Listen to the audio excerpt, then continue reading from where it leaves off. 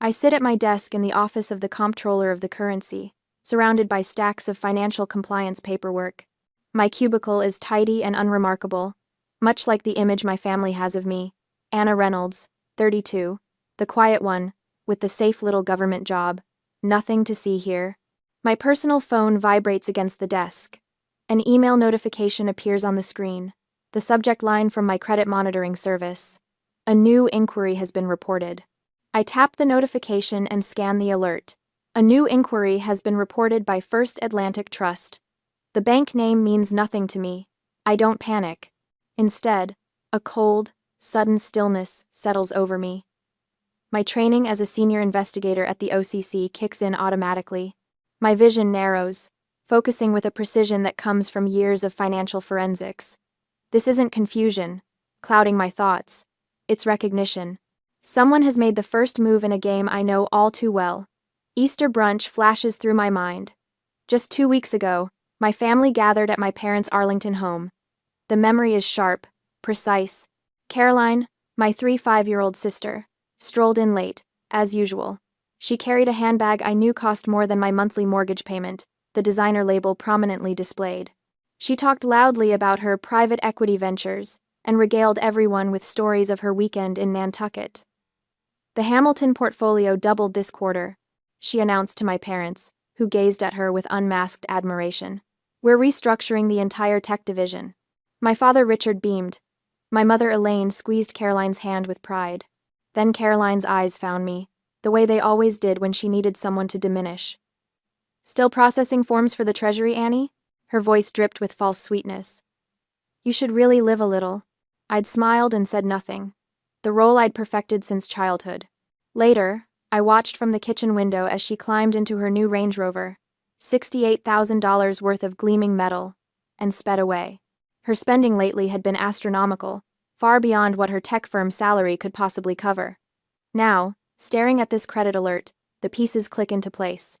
I slip my phone into my pocket and walk with measured steps to one of the soundproof meeting rooms. Once inside, I close the door and dial Caroline's number. She answers on the 4th ring. Annie? This is a surprise.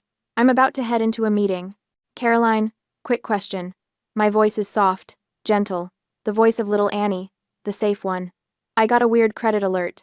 Did you use my details for anything by mistake? Her laugh is bright, dismissive. You're paranoid, Annie. God, your job's making you suspicious of everyone. Must be boring. My heart rate remains perfectly steady. So, that's a no? Of course not. Her voice sharpens. Gotta run, big meeting. The line goes dead. I lower the phone slowly, looking at the blank screen. The mask of gentle Annie dissolves from my face.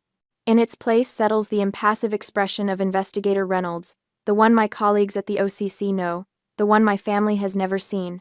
I know, with absolute certainty, that Caroline lied. The average person might feel betrayal, shock, or rage. I feel none of these. There's only a cold, analytical clarity. My sister has made a critical error. She chose a target who specializes in financial crimes. I return to my cubicle, logging into my secure government terminal. With swift keystrokes, I access systems that few outside the Treasury even know exist. I pull up a new internal case file template and pause, my fingers hovering over the keyboard. This isn't just about a credit inquiry. This is about crossing a line that cannot be uncrossed. Once I type my name into this field, there's no going back. I type Reynolds, Anna, in the subject line. Then, quietly and professionally, I begin documenting the first evidence off the record. The credit alert, the timeline, the bank, the call to Caroline, and her response, word for word. I note the Easter brunch, the Range Rover, the recent spending patterns that exceed her income. As I work, the afternoon light fades outside my window. My colleagues pack up and leave. The office grows quiet, but I remain, methodical and focused. This isn't personal, not anymore. This is now case number OCCFR 23791. My family has always underestimated me. They've mistaken my quietness for weakness, my government job for a lack of ambition. They've never understood that being underestimated is its own kind of armor. Caroline will learn this lesson the hard way. I save the file and close the system. Tomorrow I'll begin the real investigation. For now, I gather my things and walk to my old Subaru in the parking garage. As I drive home to my modest Alexandria apartment, I feel strangely calm. The quiet one with the safe little government job has just declared war, and my sister doesn't even know it yet. The next day, at work, I accessed my full credit file using my security clearance credentials at the OCC. The quiet hum of the office fades as I stare at my screen. It's worse than an inquiry. There, in stark digital clarity, sits a new trade line, a $90,000 personal loan from First Atlantic Trust, approved 3 days ago. My heart rate quickens for a fraction of a second before my training kicks in, steadying my pulse. Not possible, I whisper, my fingers already moving across the keyboard. I pull the digital application with a few keystrokes. All the information is mine, my name, my flawless credit score built over years of careful financial management, my social security number. But the signature. I zoom in, studying the looping attempt at my name. It's a forgery, and not even a good one. Caroline didn't even try to make it convincing. The loops are exaggerated, the slant all wrong. It's as if she considered the task beneath her full attention. The stated income catches my eye next, inflated by 6 figures beyond my actual government salary. I take a screenshot, saving it to a secure folder. I sit back in my chair, hands folded in my lap, the fluorescent lights buzzing overhead. The office continues its daily rhythm around me, phones ringing, keyboards clicking, low murmurs of conversation while my world has just tilted on its axis. Caroline has always been the star, the golden child. From childhood piano recitals to high school valedictorian to her supposedly prestigious tech position, she's been the one our parents, Richard and Elaine, proudly showcase at family gatherings. I've been the afterthought, the quiet one with the safe little government job, as they dismissively call it. They created this. Their lifelong favoritism built Caroline's sense of entitlement, layer by layer, year after year. Their constant praise fed her hubris until she believed she could take whatever she wanted, even my identity. The monitor light casts a blue glow on my face as the implications sink in. This isn't just debt, this is fraud. This $90,000 loan, tied directly to my name, could jeopardize everything I've worked for. My federal security clearance, the foundation my entire career is built on, requires spotless financial records. One hint of financial impropriety, and I'll lose not just my job, but the life I've carefully constructed away from my family's shadow. Caroline hasn't just stolen money. She's endangered my entire life, the one I built in secret, the one that actually matters. My first instinct is to call the bank, dispute the charge, and shut this down immediately. My hand reaches for my phone, but then freezes midair. No, that's exactly what she expects. If I dispute the charges now, Caroline will be alerted. She'll destroy evidence. She'll craft a story for our parents about how confused I am, how I misunderstood what happened. I'll be painted as the hysterical little sister once again, while she covers her tracks. This isn't a family matter anymore. This is a crime scene. I pull up my secure browser and begin building my case file as if Caroline were any other white-collar criminal I investigate daily. My training takes over, guiding my actions with precision and calm. First, I meticulously screenshot everything. The application, the forged signature, the credit report, the loan details. Each image is dated, time-stamped, and saved to a secure server. Next, I cross-reference the loan's disbursement date with Caroline's social media accounts. Her Instagram is a catalog of conspicuous consumption. A post from just 2 days ago catches my attention. A selfie in an expansive living room with floor-to-ceiling windows overlooking the city skyline. The caption reads, "Just picked up the keys. Penthouse life. Blessed." The timestamp is exactly 1 day after the loan funds would have cleared. I access public property records next.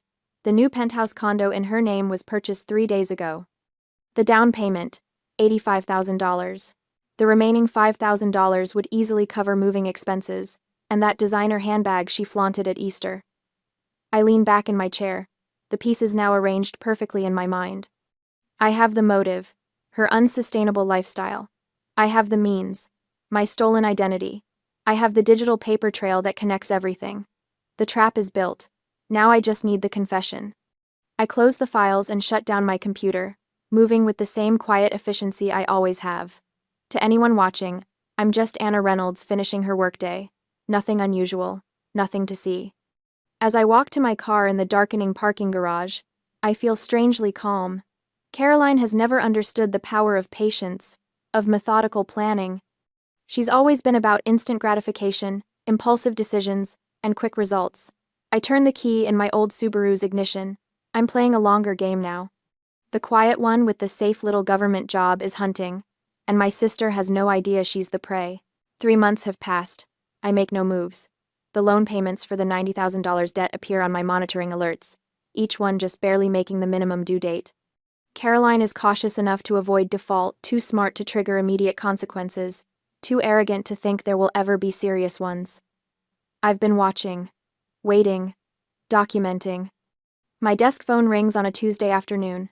I recognize my mother's number instantly. Anna, darling. Elaine's voice carries that familiar warmth reserved for announcements, not conversations. We're having a family dinner at our place in Arlington this Friday. Caroline has some exciting news. I note the tone insistent, expectant. This isn't a request, it's a summons. What kind of news? I ask, keeping my voice neutral. She wants to tell everyone herself. You know how she is. A pause. You'll be there, of course. Not a question. Of course, I reply. After hanging up, I sit motionless at my desk, staring at the compliance reports waiting for my review. 3 months of silence, and now this. The timing isn't coincidental. Caroline has never been able to resist an audience for her triumphs, real or stolen. I know this is it. The arrogance, the need to flaunt.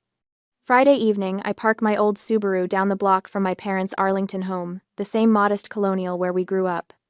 Through the bay window, I can see Caroline's Range Rover dominating the driveway, gleaming under the porch lights. Beside it sits my father's sensible sedan, dwarfed by comparison. I check my phone before exiting the car. The recording app is updated, tested, ready. Virginia is a one-party consent state. I slip the device into my pocket and walk to the front door. Annie. My mother opens the door before I can knock, as if she's been watching for me. Her embrace smells of white wine and that expensive perfume my father gives her every Christmas. Everyone's already here. The dining room is arranged with a precision that speaks of hours of preparation. The good china, crystal glasses, linen napkins folded into perfect triangles. My father stands near the fireplace, nursing a scotch. Caroline holds court near the bay window, gesturing with a wine glass half empty already. Look who finally made it, Caroline says, her smile tight. The government must be running late today. I smile, accepting the barb without reaction. Traffic on the bridge. Dinner proceeds with the predictable rhythm of our family gatherings. My father discusses golf scores. My mother inquires about Caroline's recent business trip to Chicago. I answer questions about my little apartment and whether I've thought about something with more potential than the treasury, the usual script, but Caroline is different tonight. She practically vibrates with contained energy. Her eyes flick to me occasionally, measuring, calculating. She refills her wine glass twice before the main course is cleared. As my mother serves dessert, a complicated chocolate thing that Caroline always favors, I casually place my phone on the table beside my water glass, screen down, unassuming.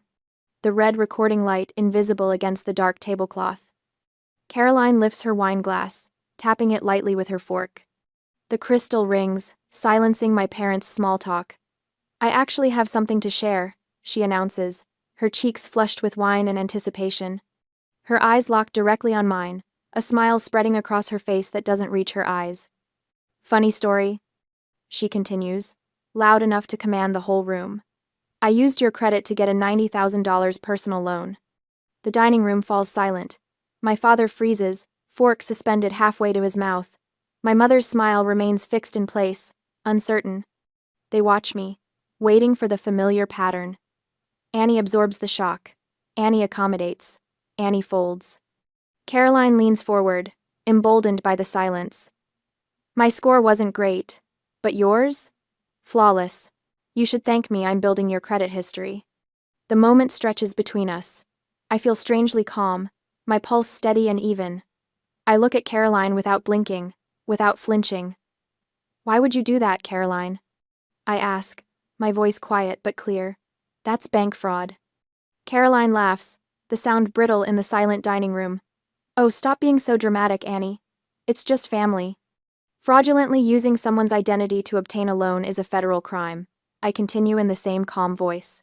It carries up to 30 years in prison and $1 million fine. Caroline's smile falters for a fraction of a second before she recovers. God, you're boring. It's just paperwork. Who's going to know? Who's going to care? The office of the comptroller of the currency might care. The FBI might care. I take a small sip of water. Did you use the money for the down payment on the penthouse? A flash of uncertainty crosses her face. How did you? Just curious, I say. Because that would make it wire fraud too. They tend to run sentences consecutively. My father clears his throat, finally lowering his fork to his plate with a sharp clink. Now, Anna, I'm sure Caroline didn't mean any harm. She's just ambitious. Always has been. Richard, my mother warns softly.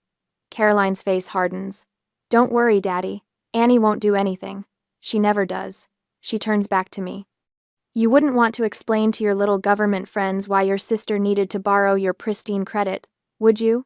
All those awkward questions about family loyalty? Every word is logged, every timestamp noted. The confession is clean, arrogant, and undeniable. I check my watch. I should go. I have an early meeting tomorrow. You're leaving? My mother's voice rises slightly. We haven't even had coffee. Sorry. I stand, picking up my phone. Work. Caroline raises her glass in mock salute. The wheels of government never stop turning, right, Annie? I nod politely to my parents, ignore Caroline's barb, and walk out the front door. The night air feels clean after the charged atmosphere of the dining room. I get into my Subaru and drive not toward my Alexandria apartment, but directly to the OCC field office. The building is mostly empty at this hour, just the night security guard who knows me well enough not to question my presence. The fluorescent lights in my office flicker on with a faint hum. I log into my secure government computer with my credentials, pulling up the file I've been building for 3 months. I fill out the official conflict of interest notice with methodical precision. I attach the audio file from tonight's dinner. I add the forged loan documents, the credit report I've been tracking, and the penthouse purchase records I obtained through public records. I review everything once more, checking each attachment, verifying each statement. Then I transfer the entire evidence chain to my agency's joint task force. I hit submit, and watch as the case vanishes from my queue, escalating to a level I can no longer touch. The counterattack has begun. On Monday morning, I arrived at the OCC field office earlier than usual. The sealed manila envelope containing the evidence sits on my passenger seat like a silent bomb. I sign in at security, my badge glinting under the harsh fluorescent lights as I move through the building with practiced invisibility. My desk phone rings at precisely 8:32 a.m. Martha Green's assistant, her voice crisp and professional. Deputy Director Green would like to see you immediately, Miss Reynolds. The walk to Green's office feels longer today. 3 doors down, 2 security checkpoints, 1 final breath before I knock. Enter. Green calls from within. Martha Green sits behind her mahogany desk, back straight as a ruler. At 58, she commands the room without raising her voice above a conversational tone. Her silver-streaked hair is pulled into a severe bun, and reading glasses perch on the bridge of her nose. The physical evidence binder, my evidence, lies open before her. Reynolds, she says, gesturing to the chair across from her. Sit. I do, keeping my hands folded in my lap to prevent any unconscious fidgeting. My pulse remains steady. Green removes her glasses, setting them carefully beside the binder. I've reviewed your submission. Her eyes, sharp as a hawk's, assess me. Thorough work, clean chain of custody, irrefutable evidence. I nod once, my face a professional mask. Good work, Reynolds. This is clean. You're recused from this investigation effective immediately. The words hang in the air between us. Not a question, not a suggestion, a fact, delivered with the finality that comes from 27 years at the Treasury. Green closes the binder with a soft thump. The FBI and U.S. Attorney's Office have taken possession of the file. Standard protocol for family-involved cases. She leans forward slightly. Her expression shifts almost imperceptibly, the closest thing to softness I've ever seen from her. And Anna? You handled this by the book. I'm sorry it's your family. Something in her tone, not pity, but recognition. For a moment, I wonder if Martha Green has stood where I stand now. If she too once chose duty over blood. Thank you, ma'am, I say, my voice steady. Nothing more needs to be said. The federal machine I've served for years will now serve me. The case is out of my hands, as it should be. The recusal protects the integrity of the investigation. Protect me. I return to my cubicle and open my email. 37 new messages overnight, each demanding compliance reviews, documentation, verification, regulatory filings. I begin methodically working through them, my fingers moving across the keyboard with practiced efficiency. Lunchtime comes and goes. I eat a sandwich at my desk. I reviewed a suspicious activity report from a regional bank in Minnesota. I analyze transaction patterns from a credit union in West Virginia. I answer calls from field examiners in Florida and Oregon. I drive home in my old Subaru, the reliable engine humming as I merge onto the Alexandria streets. I am, once again, invisible. Just the quiet one with the safe government job. My phone buzzes at 7:43 p.m. My parents. I debate letting it go to voicemail, but habit wins. I answer. Anna? My mother's voice, brittle with forced cheer. You seemed upset at dinner on Friday night, honey. I wanted to check on you. I remained silent, waiting. You know how Caroline is, she continued, filling the silence. She's just ambitious. Always has been. She didn't mean anything by it. My father's voice cuts in, clearly on speaker. Your sister's doing important things, Annie. Those kinds of ventures require flexibility. Flexibility, the word they use when they mean bending rules, breaking laws. I have to go, I say, my voice flat. I have a meeting. I hang up before they can respond. There's no meeting, just the clean silence of my apartment and the knowledge that justice moves at its own pace. A week passes. The federal machine grinds forward, invisible to those unaware of its mechanisms but inexorable all the same. I continue my daily routine. The separation between Investigator Reynolds and Anna, the sister, remains absolute, until Thursday morning, when my phone vibrates with an incoming text. Caroline, the FBI just called me. What did you do? Call me now. I stare at the screen, feeling nothing. No satisfaction, no vindication. Just the calm certainty that systems are working as designed. I take a screenshot of the text and forward it to the U.S. Attorney's Office, as instructed in the recusal protocol. 3 minutes later, another text arrives. You'll ruin this family. Mom and Dad are devastated. You're a vindictive bitch. I screenshot this one too, send it to the same email address, then block her number. Evidence collection complete. Caroline's panic is merely another data point in the investigation. The next morning, I sat in conference room B with 4 colleagues. We're discussing banking integrity measures for community banks in rural markets, when my phone vibrates silently in my pocket. A news alert. I don't need to check it. Across town, I know federal agents are approaching Caroline in the parking garage of her new penthouse condo. They'll be wearing dark suits, badges clipped to their belts. They'll identify themselves professionally. They'll inform her of the charges. They'll read her rights. I'm not there. I don't need to be. The evidence chain I built, the credit reports, the forged applications, the loan disbursements traced directly to her penthouse down payment, and most damning of all, her own voice on that dinner recording had already done the work. Anna? My colleague Tim looks at me expectantly. Your thoughts on the proposed compliance thresholds? I clear my throat. The current structure creates an unnecessary burden on institutions under $50 million in assets. I recommend a tiered approach based on risk assessment rather than blanket requirements. The meeting continues. The world turns. Justice advances. And across town, my sister learns what I've always known. True power isn't found in Range Rovers or designer handbags. It's found in discipline, in systems, in doing your job flawlessly. Some might call it revenge. I simply call it compliance. On Friday morning, federal agents sift through Caroline's penthouse condo with methodical precision. Financial records spread across her dining room table, designer shopping bags stacked in corners. A Treasury investigator taps through her laptop while another catalogs the contents of a safe hidden behind an abstract painting. Martha Green stands in the center of it all, supervising the operation. What's the damage? She asks. The lead agent looks up from a stack of loan documents. It wasn't just Anna. We've found 7 distinct stolen identities, all used for various loans. 7? Martha's eyebrows rise. Colleagues, former friends, and, the agent hesitates, her parents, Richard and Elaine Reynolds. Martha absorbs this information with a slight nod. Total amount? $410,000 in fraudulent debt, spread across multiple financial institutions. Martha walks to the window overlooking the upscale neighborhood Caroline had bought her way into. Smart, she says, not with admiration, but professional assessment. Each loan is just under $50,000. She knew the threshold, the agent agrees, stayed below advanced underwriting requirements at every institution, made minimal payments, just enough to avoid triggering default alerts. Outside, agents load Caroline's Range Rover onto a flatbed truck.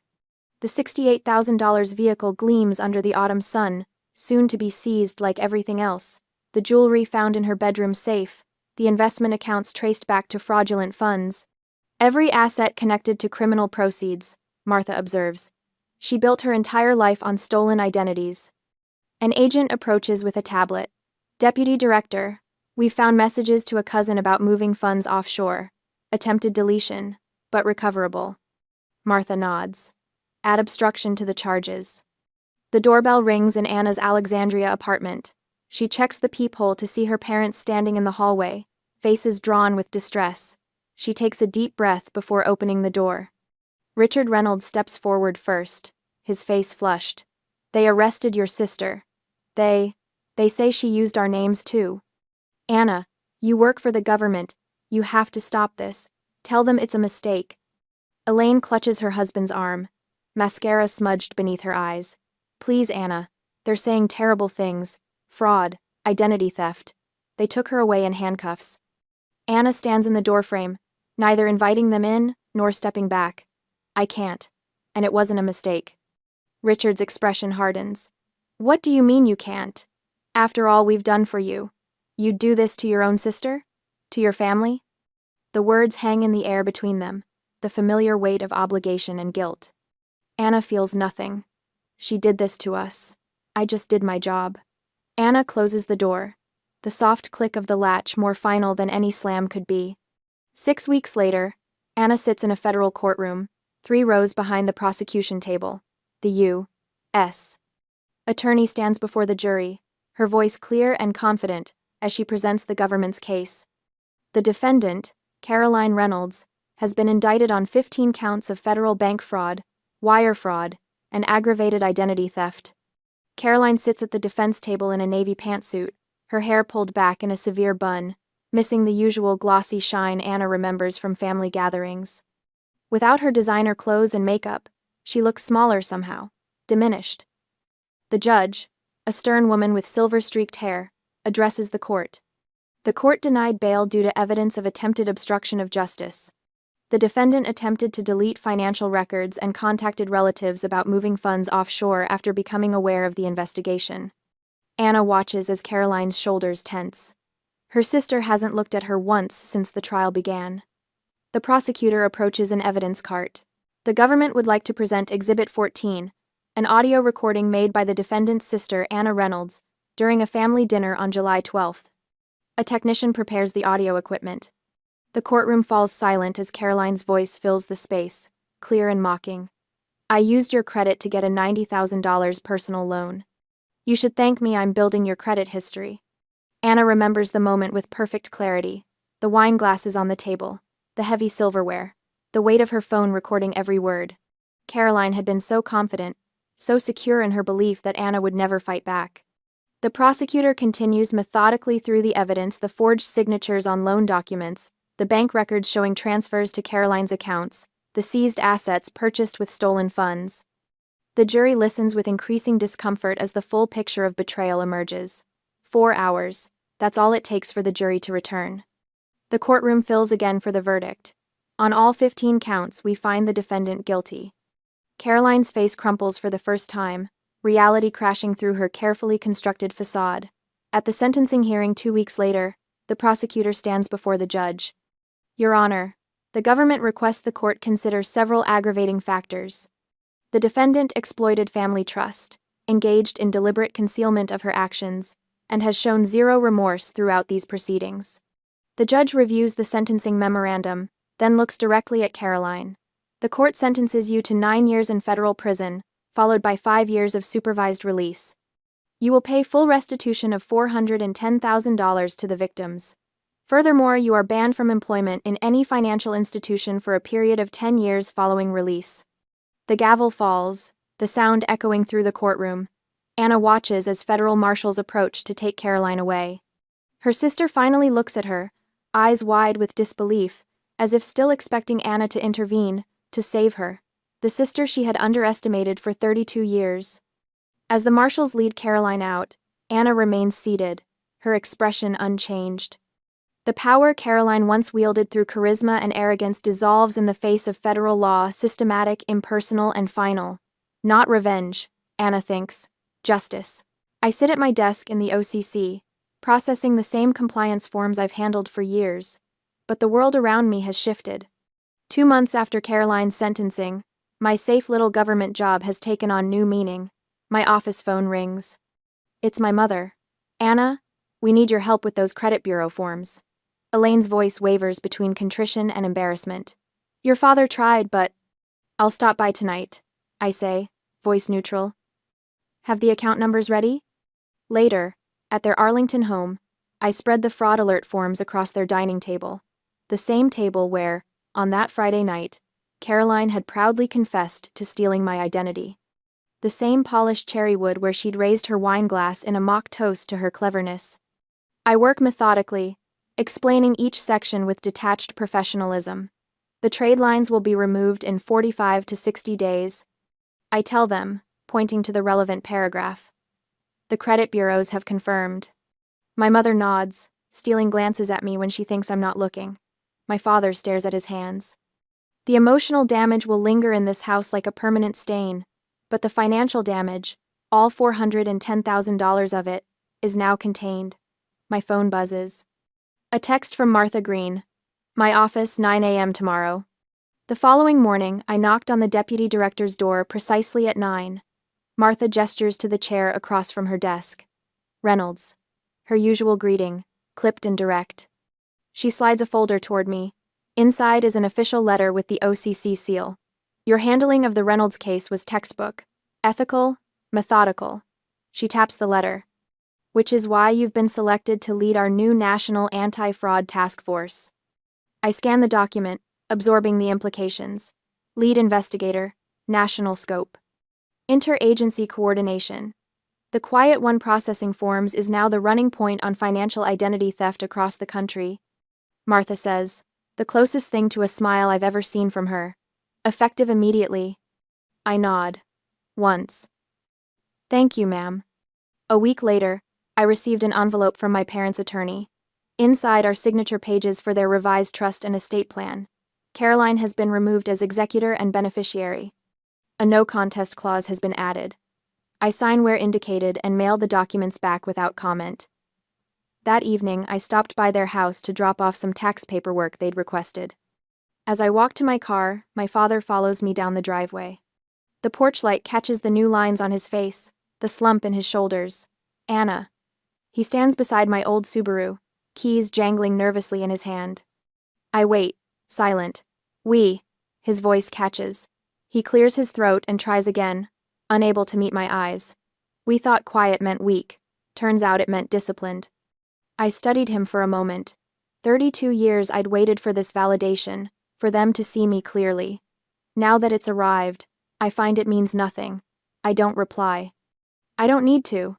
I slip into my car and start the engine. The Subaru, 10 years old, paid off, reliable, purrs to life. I merge into the evening traffic, flowing through the quiet streets of Alexandria. The streetlights catch my reflection in the rearview mirror. I am content to remain invisible, just another commuter heading home from a safe government job. Because sometimes the most powerful move isn't revenge, it's doing your job flawlessly. And sometimes the greatest freedom comes not from being seen, but from no longer needing to be.